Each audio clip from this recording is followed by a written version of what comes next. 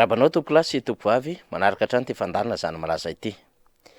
Resaka fitsinjaram-pahefana isika satria tamin'ny herinandro ty moa zany ny fitondram-panjakana dia nanan-tanteraka atrik'asa lehibe teny amin'ny CCI Ivato teny ny amin'ny drafim-pirenena momba izany fitsinjaram-pahefana izany. Ny atao hoe fitsinjaram-pahefana dia ny fanomezana fahefana eny anivon'ireo rafitra izay natokany ny fanjakana hanatanteraka izany fitsinjarana ny fahefana izany ary hanatanteraka ihany koa ny fanakakaizana ny vahoaka eny fotony ka misy ny rafitra izay nambarany lalàna fa hanao izany ary nambarany lalàna ihany koa fa hampanaja ireo fepetra samihafa izay takiny izany fitsinjaram-pahefana izany. Maninona no hoe efa ho tapitra ny fotoam-piasan'ny filohan'ny repoblika zay vao mieritreritra hanatanteraka izany drafim-pirenena ho an'ny fitsinjaram-pahefana izany. Tahaka ny olona rehetra nametrahana fanontaniana isika dia mametraka fanontaniana ihany koa amin'ny fitondram-panjakana satria raha toa manko ka tena hoe hampandroso firenena izany ny fitondram-panjakana dia azo lazaina fa ity fitsinjaram-pahefana ity izay ambarany lalam-pandroenana izay nolaniana tamin'ny taona 2024 izay ty fanjakana ity ihany koa no nampandany io lalam-pandroenana io dia tokony izany no fiaingana fototra hitantanana ny firenena. Adevitra teto hatramin'izay manko ny amin'ny hoe fifangongo-pahefana sy ny hoe fitsinjaram-pahefana ka nanaiky ny rehetra fa mba hahafahana mampitovy leta ny fampandrosoana ho an'ireo distrika rehetra dia tsy maintsy apetraka izany fitsinjarana ny fahefana izany ka tsy avy anivon'ny fanjakana fohy be no anao baiko midina maka any anivon'ireny rafitra isan'ambaratonga fototra ireny. Ary tsy hoe izay fomba fijery ny fanjakana fohy be no hentina hitantanana ny fampandrosoana eny fotony fa tsy maintsy misy ny hevitro teny hifampiarana miainga avy any fotony miakatra makaty anivon'ny rafitra isan'ambaratongany mandrapatonga any amin'ny fanjakana fohy be. Dia zay zotra ny repoblika mifandimby nanomboka tany amin'ny repoblika voalohany mandrapatonga amin'izao repoblika fahaefatra tapan'ny faharoa izao no iainantsika izany fitsinjaram-pahefana izany. Ka raha miteny ny filohan'ny repoblika fa tsy misy distrika ho adino tao anatin'izay efa taona mahery izay kanefa izao vao hijery ny drafim-pirenena ho an'izany fitsinjaram-pahefana izany dia ohatrany hoe tsy mitovy ihany. Mpitaribato vilam-bava ny fitondram-panjakana raha ohatra ka miteny izany satria izao zany vao anao validation na hoe izao zany vao anao fampiarana amin'izay drafim-pirenena ho an'ny fitsinjaram-pahefana izany. Mbola amin'ny endriny zany resantsika izany na ny forme fa tsy mbola midina anatin'izay hoe fond na hoe ny votoatiny isika. Raha tena midina votoatiny manko isika ka raisitsika isaky ny fanapahan-kevitra no raisiny fitondram-panjakana miainga avy any amin'ny lalam-panorenana mandalo amin'ireo lalàna samihafa sy ireo rafitra izay hanatanteraka izany fitsinjaram-pahefana izany ary ny fitaovana amin'ny alalany tena fitaovana dia ny olona sy ny vola hanatanterana izany dia tena ho maharitra ny fandarina iresantsika izany raha ohatra ka hiresaka ny votoatiny ho isika. Fa amin'ny fomba fijery ankapobeny fotsiny zay nampiarina fitsinjaram-pahefana teto hatramin'izay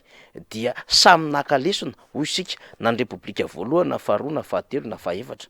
fa nampiavaka indrindra tamin'ny repoblika teo aloha izay nidimbiasa n'ity repoblika fahaefatra ity tamin'ny repoblika fahatelo dia ny fametrahana fa efa teny aniainga izany fitsinjaram-pahefana izany tamin'ny alalany hoe rafitra manakaiky vahoaka ka ny faritra no napetraky ny filoha-marika Ravalomanana.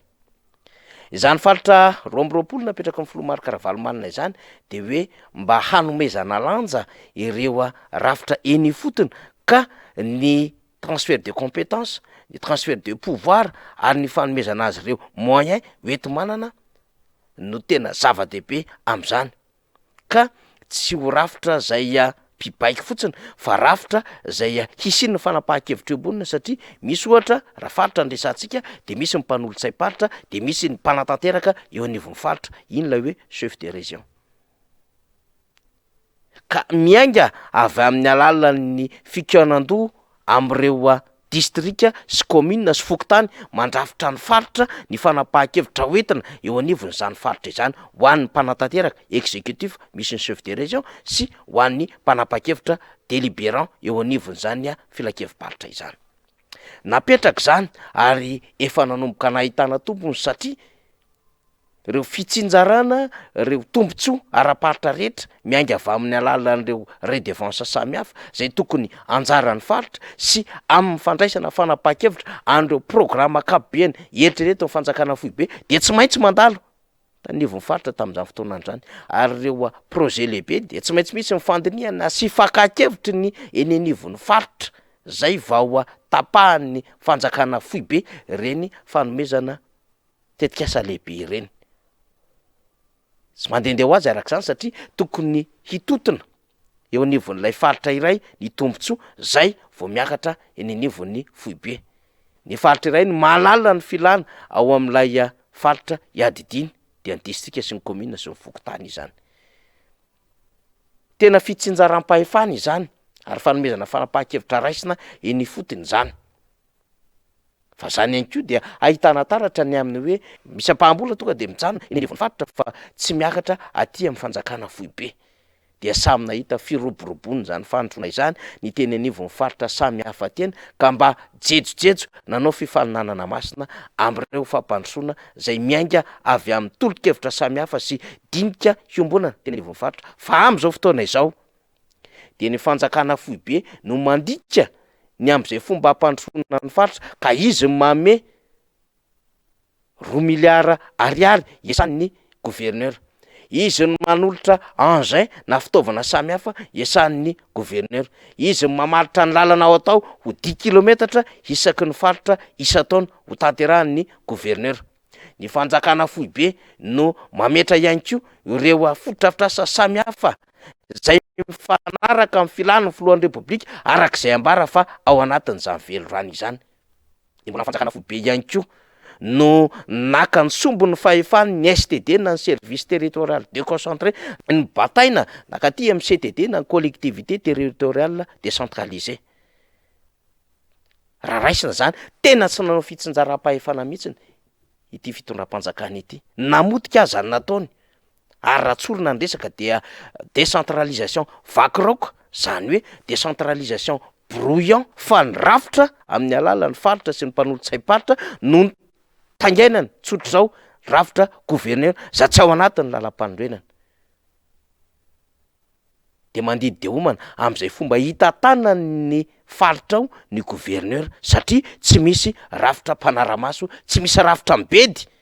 fa ny patron dia ny fanjakana foibe. Zany hoe lay rafitra aty ambony no mibaiko avy hatrany. De ny gouverneur rehefa avy eo zay akaiky ny filohan'ny repoblika, akaiky ny présidence fa alokalofana kely io ihany ministeran'ny atitany no mibaiko an'ireo rafitry ny olom-boafidy sy ny olom-boatendry solon-tena mpanjakana eny anivon'ny faritra samy hafa eny. Tefy maika fangaro volaka ny fomba hitantanana ny firenena. Vakiraoka brouillant hoy isika mandika izany. Ka rehefa nidona tamin'ny poto tsy nahitana fahombiazana satria ny vokatra hoentina amin'ny alalan'ireo antotanisa fampandrosoana de miainga avy eny anivon'ireny rafitra hitsinjaram-pahefana ireny. Zany hoe ny commune sy ny faritra izany. Ka raha tsy misy ny résultat ny vokatra hoentina de mazava ho azy zany tsy mandroso ny firenena. De zay tsy fandroson'ny firenena izay no zava-misy amin'izao fotoana izao. De miazakazaka manatanteraka izany décentralisation na fitsinjaram-pahefana izany ndray ny fanjakana amin'izao fotoana izao. Antony tsotra tsy resaka économique izany, antony tsotra tsy resaka développement izany na fampandrosoana fa resaka politika na décision politique satria moa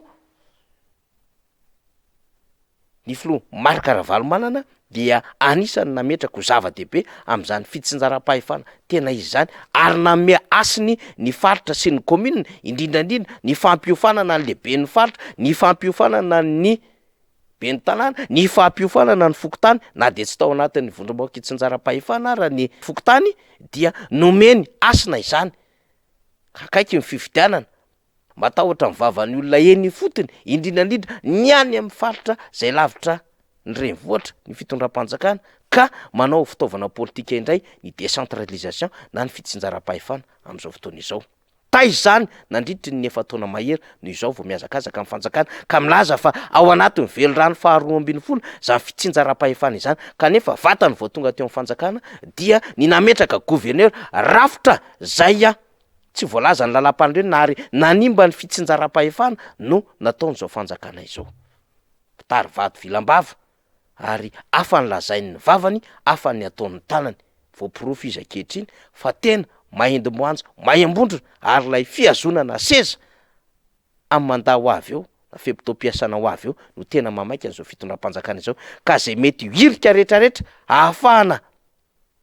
manao mpimaso sy misarika ny vato mpifidy indrindrandrindra any amin'ny toerana lavitra andrina, lavitra fanjakana foibe ny dikan'izany, de ataon'izy ireo avokoa sitriny mba hameno isa an'ilay mpaham-bato zay efa ketriketrehan'izy ireo ho ampitomboana ao anatin'izay raharaham-pifidianana ho avy izay. Zany zava-misy, zany malaza, makasitraka tompoko lahy, makatelina tompoko vavy.